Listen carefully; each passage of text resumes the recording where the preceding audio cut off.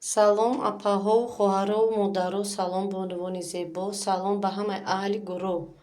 Духтарои хушрӯ, имрӯз дар ин видео тарзи духтан ва пора ва духтани ҳамин бруки классический ман ба шумо нишон медиҳам. Духтаро материалаш ғафс, ина кушод духтан намешид, болош резин дорад, хамаки болоша дар инҷа нишон наметиҳем. Баъд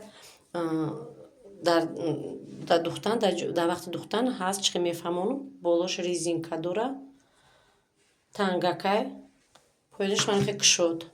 Дарозиву кушодиша духтаро ба хоҳиши худтон мекунед. Духтарои хушрӯ, барое ки материал ғафс буд, ман барои ҳамин қадр ира кушод нагирифтам. Дарозишам духтаро ба хоҳиши худтон кунед. Барои аҳли гурӯҳ, ӯз ман рости гап як материали бручни харида ғафсай, ам резинкай. Мехоҳам ки материал ами бруки классический будузам, барои нами кушод не, кушода намешавад духтаро. Бруки классический. ҳозир ман дар донашам приблизительно размерро ман кашидам, тоғри, ҳозир шуморо бо мефаҳмонам. Ана нигоҳ кунед духтаро, ай сабаби ғафс ки ҳастам, кушодаш намегирем. ҷои резинша ай ҳамиҷа то намиҷара ман 29 сантиметр мондам. Тайёраш ай ман 27. Ина духтаро 29 то ҷои хат кашидам, барои ки ҷара ман мебарам. 29 как раз медузем. Барои чӣ мебарем? Истша намебарему, анхе вытичкаи пеши бари бари поча. Бояд амҷа камака гирдак истаку, агар ира набарем, и хеле вытичка накунем, сборкадор мебиёяд. И бояд без сборка биёяд. Баъд тайёраш как раз 27 мешавад. На бо ай болотар чен мекунем, болотараш бо 28. Дидем 1 сантиметр оста хеле кам мешавад. Баъд шов сидения ровно 30 сантиметр мондам. Болошда манам қа тасмачак мебиёд, дрожда резин. Мана шов сидения. Ани хеле кушодиша духтаро. Ина 37 мондам. 37. Вақте ки мебарем, бояд тигаша камтар мебарем. Ира мебарем. Дидем на инҷа. Ана ай 37 ай баланди ҳамиҷа. То намҷара ман 30 мондам, барои баландира ёфтан ровно 9 сантиметр монд ман хеле. Баъд ай ҳамиҷа мехе нимкӯла кашидам. Ина мехе мебиёд. боз инами хато, аввал и хато қати мебарем. Намхе мебарем. Почаша туғри кардагим, длинашам қабидам 1 метр харидаги будем, ҳами қаш монда буд. Поёна мебарам. баъде ки баридам, бо як тарафи ҳамира камакак чиқиртар як тарафша мебарем. Манхе як тайдига пеша фақат. Манхе мебарем духтаро. То поёна бояд як чен бояд биёяд.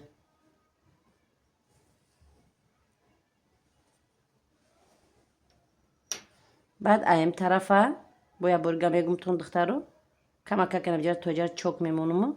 Амҷара камакак вытичкае ки ё да барои киртои прямоида мемонем ки оста мисол ҷара ғафстар мегирем, ба оста омада борик мешавем ки ҳамиҷа бояд камакак анихе полукруг ё ки ростактар биёда.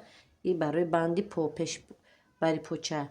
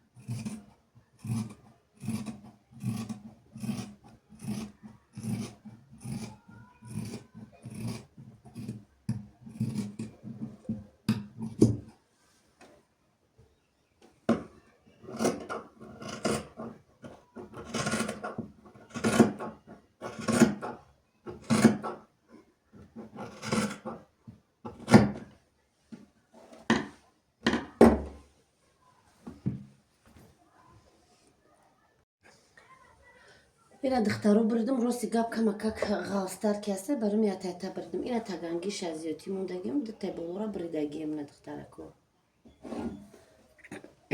دتای بولو بردم نه از این طرفه میبریم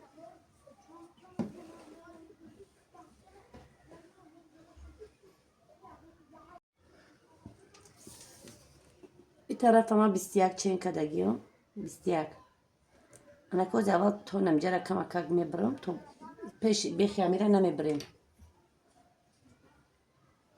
تو رو سیره نمیبریم دخترو کما کک بالاتر میبریم برای که با ما دختر باید تو اجاره بیاییم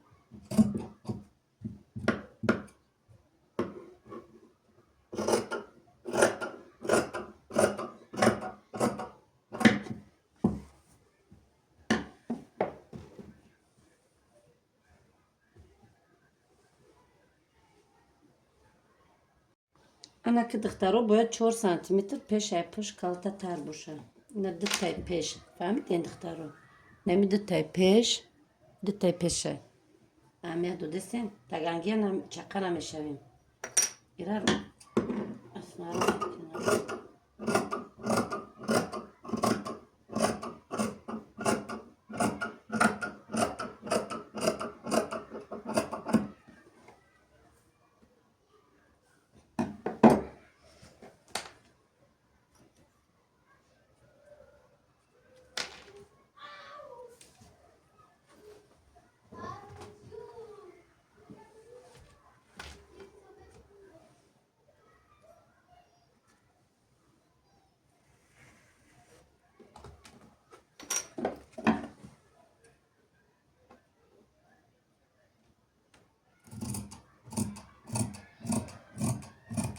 Yakta bıradık da kakasa ki şu ki şu materyal gir materyal şuma bu tınıktar bu şu.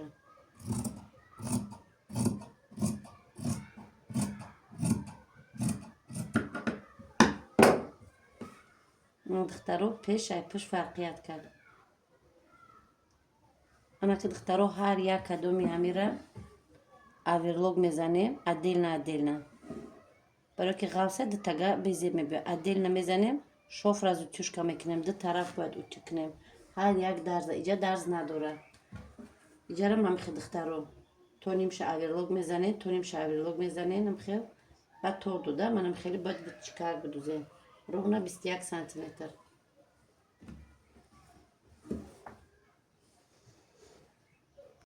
خیلی که دخترها گفتم تو نه هنه گرد و با گرد اویرلوگ زدم به غیر از شوف سیدینی همیجا ای بودی چکایی نه و زمینه منو خیلی یک طرف خوشو کده و چک میکنیم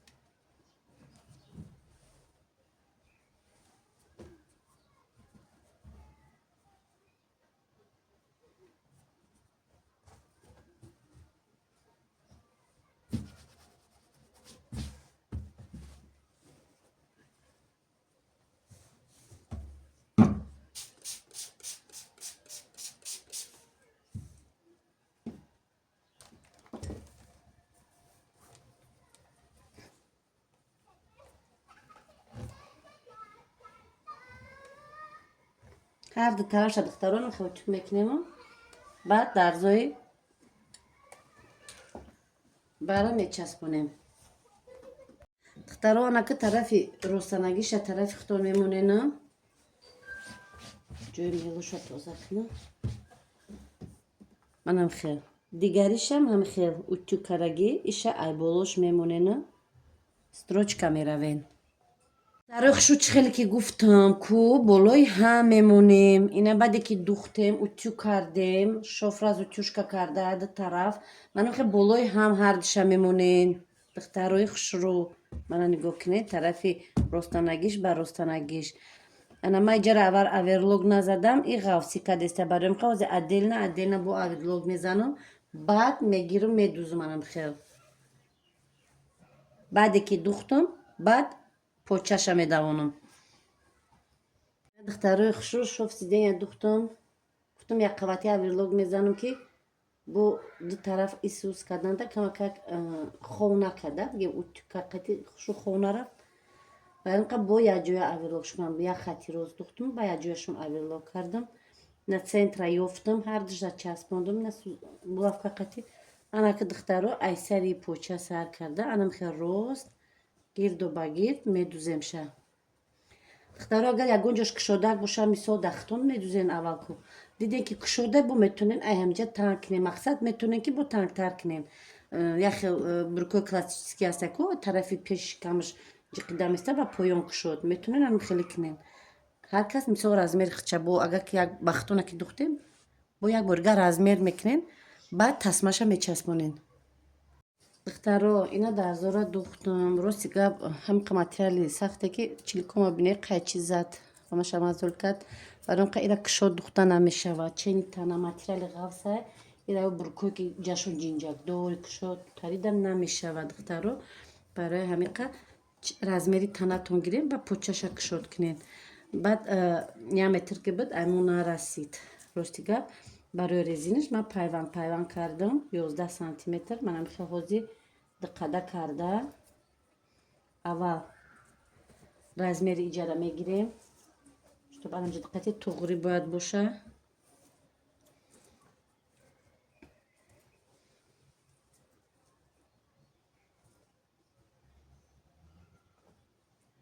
اینجا قطعی باید توغری باید باشد دخترو. اینجا قطعی توغری. انا بعد که توغری کردن زیادیش هم میبرورین. بعد ایرا ای طرفی راسته به راسته مونده ستروچکتون رو میزنین. بعد وقتی که ستروچکه را زدین دو تقسیم شده دادرنش نمیره رزینه میدوزین. رزی میدوزین ده مقصد رزین قطعه. فنخی باید دادرنش بیویه ای 1 سانتیمتر اینجا حقی دوخ نمونین. از ما اول چنی گردی اینجا را توغری میکنم. بعد رزینه دادرنش دوخته گرد و باگید میدوزم نشون میتیم با. بعد در اینجا میچسبونیم.